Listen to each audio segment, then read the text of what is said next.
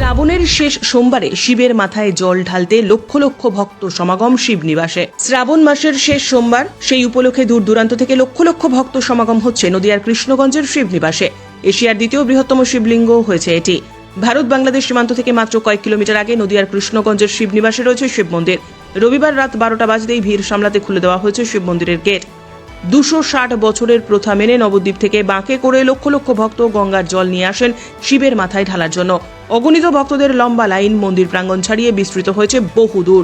কোনো রকম অপ্রীতিকর ঘটনা যাতে না ঘটে সেজন্য পুলিশ প্রশাসন সচেষ্ট। মন্দির এলাকায় নিরাপত্তা বলয় মুড়ে ফেলা হয়েছে গোটা এলাকা, যাতে কোনো রকম বিশৃঙ্খল পরিস্থিতির সৃষ্টি না হয়। মোতায়েন করা রয়েছে প্রায় 2700 পুলিশ। প্রশাসন সূত্রে এমনটাই খবর। মনোবাসনা পূর্ণ হলেই ভক্তরা দণ্ডি কেটে শিব মন্দিরে জল দেন। নিজের মনের মনস্কামনা জানাতে দূর দূরান্ত থেকে গতকাল রাত্রি থেকে সকল ভক্তগণ এখানে এসে উপস্থিত হয়েছেন। ধুমধাম করে পালিত হচ্ছে শ্রাবণের সোমবার শিবনিবাসে। আমরা এশিয়ার দ্বিতীয় বৃহত্তম শিবলিঙ্গ রয়েছে শিবনিবাসে, আমরা সেখানে জল ঢালতে এসেছি। কোথা থেকে এসছো? আমাদের বাড়ি করিমপুরে। ওখান থেকে এসছো?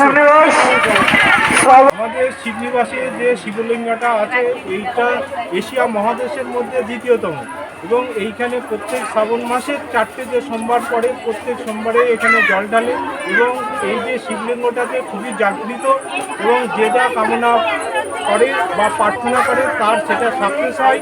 এই উপলক্ষে আজকে হচ্ছে লাস্ট সোমবার শ্রাবণ মাসে, এখানে লক্ষ লক্ষ মানুষ এসে পুণ্যার্থীরা আসে এবং প্রচণ্ড ভিড় করে এবং জল দেয় এবং তারা সফল পায়।